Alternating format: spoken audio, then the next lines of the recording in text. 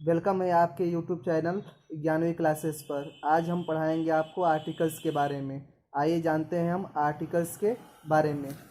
Articles articles A and the articles A and the दो तरह के आर्टिकल्स होते हैं। पहला इंडेफिनिट आर्टिकल्स, जिसे हम अनिश्चित कहते हैं। दूसरा डेफिनिट आर्टिकल्स। डेफिनिट आर्टिकल्स में सिर्फ द आता है। आइए पहला वाला हम जानते हैं। इनडेफिनिट आर्टिकल्स कब लगेगा, कहाँ पर लगेगा, कैसे लगेगा। ए एन को इनडेफिनिट आर्टिकल्स कहते हैं। ए एन को इनडेफिनिट आर्टिकल्स कहते हैं। कहाँ ए और कहाँ एन लगेगा, तो इनके कई सारे रूल्स होते हैं। आइए हम सब लोग जानते हैं कि रूल क्या कहता है। रूल फर्स्ट, ए एन का प्रयोग अनिश्चित इनडेफिनिट सिंगुलर नाउन से पूर्व किया जाता है। जैसे I have a pen, Shyam is a boy, this is an ink pot.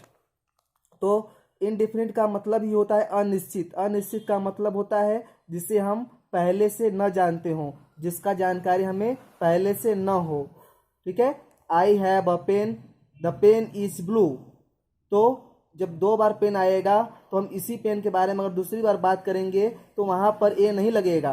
ठीक है, वहाँ पर द लग जाएगा। I have a pen, the pen is blue, तो वहाँ पर द लगा है और यहाँ पर ए लगेगा, क्योंकि इस पेन का हमें अभी जानकारी नहीं है। और इसी पेन के बारे में दोबारा यदि हम बात करते हैं वहाँ पर द लग जाएगा। जैसे Shyam is a boy, Shyam is a boy, तो इस बॉय के बारे में हम अभी जाने हैं, अब इससे पहले से नहीं जानकारी है तो यहाँ पर ए लगेगा। This is an ink pot. ठीक है, तो सिंगुलर नाउन से पहले हम ए एन का प्रयोग करते हैं। इनडिफिनिट अनिश्चित, जिसका हमें पूर्व में जानकारी नहीं है, उसके लिए ए एन का प्रयोग करते हैं। ये रूल नंबर हमारा फर्स्ट कहता है। ये रूल नंबर हमारा फर्स्ट कहता है। आइए जानते हैं दूसरा रूल क्या कहता है। Second rule, first sound of pronunciation स्वर है तो एन का प्रयोग होगा, नहीं तो ए का प्रयोग होगा। सेकेंड रूल कहता है फर्स्ट साउंड ऑफ प्रोनाउंसिएशन, मतलब अगर पहला अक्षर का आवाज, यदि पहला अक्षर का आवाज स्वर है, मतलब आ ई ए ऐ ओ औ अन अह, और इंग्लिश में 5 वावेल्स होते हैं, ए आई ई ओ यू। यदि इन पांचों में से पहला अक्षर का जो साउंड होता है वो निकलता है, यानी आवाज निकलता है, तो वहाँ पर एन का प्रयोग होगा। वहाँ पर एन का प्रयोग होगा। ठीक है, वहाँ पर एन का प्रयोग करेंगे। यदि इस पांचों वावेल्स का साउंड नहीं निकलता है, कांस्टेंट का साउंड निकलता है, यानी व्यंजन का साउंड निकलता है, तो वहाँ पर ए का प्रयोग करेंगे। यही सेकेंड रूल हमारा कहता है फर्स्ट साउंड ऑफ प्रोनाउंसिएशन स्वर है तो एन का प्रयोग होगा, यदि नहीं है तो ए का प्रयोग होगा। जैसे एन अम्ब्रेला, अम्ब्रेला में अ का साउंड आ रहा है, यहाँ पे यू है, फर्स्ट लेटर जो है यू है, फर्स्ट लेटर क्या है, यू है, इसलिए यहाँ पर हम एन लगाए हैं। A house, a house, first letter क्या है, एच है, एच है, ये वावेल्स नहीं है, इसलिए हम ए का प्रयोग करेंगे, अ हाउस। अ यूनिटी, यूनिटी में यू लगा हुआ है, लेकिन यहाँ पर यू लगा है, आप कहेंगे वावेल्स है, लेकिन इसका साउंड जो है य का साउंड निकल रहा है, यहाँ पर य का साउंड निकल रहा है, इसलिए हम यहाँ पर ए लगाए हैं। हमें साउंड देखना है, हमें वावेल्स तो देखना ही है, उसका साउंड भी देखना है कि साउंड जो है मात्रा का निकल रहा है, स्वर का निकल रहा है कि नहीं निकल रहा है। यहाँ पर अ यूनिटी है, यहाँ पर य का साउंड निकल रहा है, इसलिए हम ए लगाएंगे। एन एम एल ए, यहाँ एम जो है कांस्टेंट दिख रहा है हमें, लेकिन इसका जो साउंड है, जो प्रोनाउंसिएशन है एम एल ए, एडी वाले ए का आवाज़ निकल रहा है, इसलिए हम यहाँ पर एन लगाएंगे। एन एल एल बी, यहाँ पर भी एन लगा है, जबकि एल जो है कांस्टेंट है, लेकिन इसका भी जो साउंड है ए से है, एडी वाले ए से निकल रहा है, इसलिए यहाँ पर एन एल एल बी लिखे हैं। ठीक है, तो फर्स्ट सेकेंड रूल पता चल गया होगा। फर्स्ट साउंड ऑफ प्रोनाउंसिएशन स्वर है तो एन का प्रयोग होगा, नहीं तो ए का प्रयोग होगा। जैसे an umbrella, a house, a unity, an M L A, an L L B. ठीक है, 5 वावेल्स होते हैं, ए आई ई ओ यू। आइए कुछ बातें हम और आगे जानते हैं। रूल नंबर थर्ड क्या कहता है, शब्द का प्रथम लेटर क्या है, शब्द का प्रथम लेटर क्या है, यह महत्वपूर्ण नहीं है। वही जो हम पिछली बार भी बताए हैं आपको, शब्द का प्रथम लेटर क्या है, यह महत्वपूर्ण नहीं है। महत्वपूर्ण है उसके उच्चारण की प्रथम ध्वनि। यदि उच्चारण करते समय ध्वनि ए आई ई ओ यू का आवाज़ आए या मात्रा का आवाज़ आए, वहाँ पर एन लगता है, वहाँ पर एन लगता है। जैसे ही is an M L A, यहाँ पर एम एल ए, यहाँ पर देखिए हिंदी में हम लिख के बताए हैं, इसका जो आवाज़ है वह मात्रा यानी स्वर से निकल रहा है, इसलिए हम यहाँ पर एन लगाएंगे, इसलिए हम यहाँ पर एन लगा देंगे, क्योंकि एम एल ए यहाँ पर है, इसका जो साउंड है, इसका जो आवाज़ है वो ए से निकल रहा है। He lodge on F I R में भी ए का साउंड निकल रहा है, ए का आवाज़ निकल रहा है, मात्रा का आवाज़ निकल रहा है, इसलिए हम एन लगाएंगे।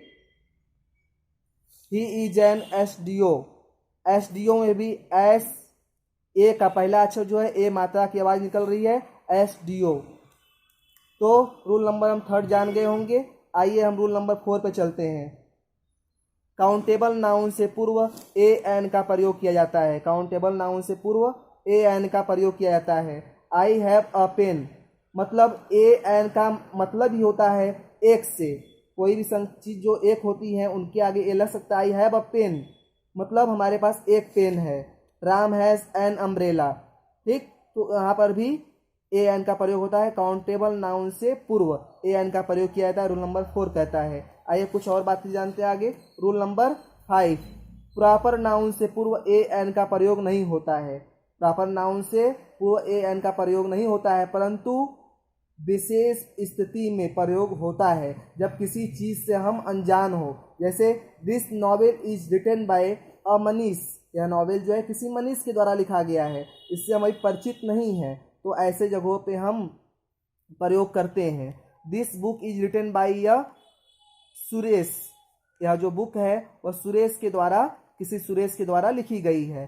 तो यहाँ पर भी हम पूर्व में परिचित नहीं है, अनजान है सुरेश से, कोई भी सुरेश हो सकता है, इसलिए हम यहाँ पर ए का प्रयोग किए हैं।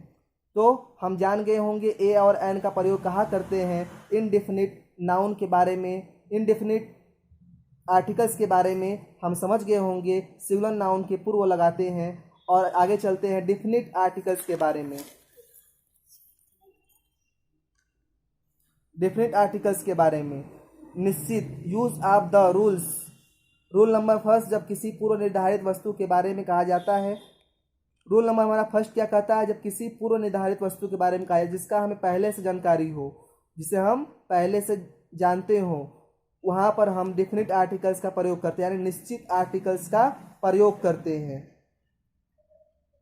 और जो पिछली बार हम पढ़े थे वो इनडेफिनिट था, वहाँ पर अनिश्चित था, लेकिन ये निश्चित है जिनका जानकारी हमें पूर्व में हो। रूल नंबर 1 हमारा क्या कहता है, जब किसी पूर्व निर्धारित वस्तु के बारे में कहा जाता है, जैसे आई फाउंड अ बैग, मुझे एक बैग मिला, the bag contain a coin, उस बैग में क्या था, क्वाइन था। तो हमने इस बैग के बारे में जानते थे पहले से, इसे दोबारा बैग आया, वहाँ पर हम द का यूज किए हैं।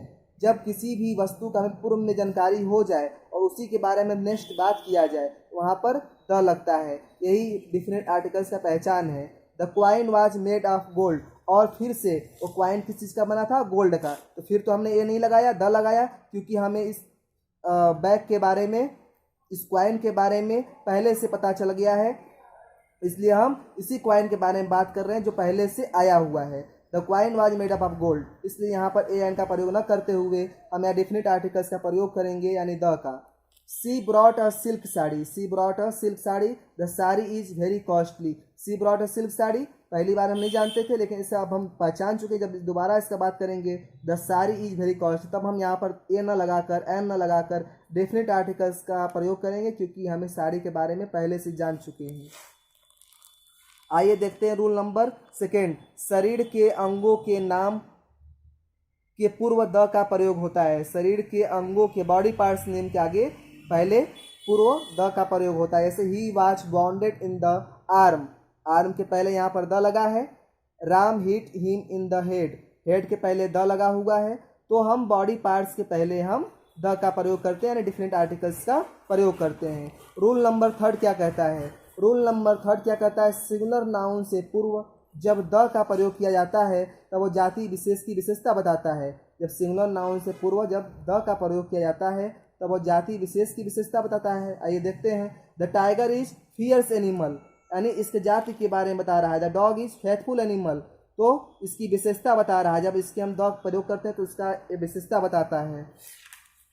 रूल नंबर 4, धार्मिक पुस्तकों के पूर्व द का प्रयोग किया जाता है। धार्मिक पुस्तकों के बाद के पूर्व द का प्रयोग किया जाता है। जो किसी भी धर्म से रिलेटेड बुक हो उसके पहले जो है द का प्रयोग करेंगे। The Ramayan, the Quran, the Bible etcetera. तो जितनी भी धार्मिक पुस्तकें हैं जिनको हम अपने धर्म से जोड़ के देखते हैं उनके आगे भी डेफिनेट आर्टिकल्स का प्रयोग होता है, जैसे the Ramayan, the Quran, the Bible etcetera. Rule number 5 आइए जानते हैं। व्यक्ति के पद के पूर्व, किसी भी व्यक्ति के पद के पूर्व द का प्रयोग किया जाता है। कोई भी व्यक्ति जिस पद पर है उस पद के आगे द का प्रयोग किया जाता है। The chairman will decide the matter. Chairman जो है हमारा एक पोस्ट है, उस पोस्ट के पहले हम डेफिनेट आर्टिकल्स का प्रयोग किए हैं। समझ में आ गया होगा। The decision is taken by the prime minister. The decision is taken by the prime minister. Prime minister जो है हमारा पोस्ट है और इस पोस्ट के पहले द लगा हुआ है। तो रूल नंबर 5 कहता है व्यक्ति के पद के पूर्व द का प्रयोग किया जाता है। ये रहा आर्टिकल्स के बारे में कुछ अहम जानकारियाँ। हमको उम्मीद है, हमें आशा है कि आप लोगों को अच्छे से समझ में आया होगा। हमारे चैनल को लाइक करिए और आगे भी शेयर करिए ताकि हम और सारे वीडियो आपके द्वारा आपको हम उपलब्ध कराते रहें। जय हिंद।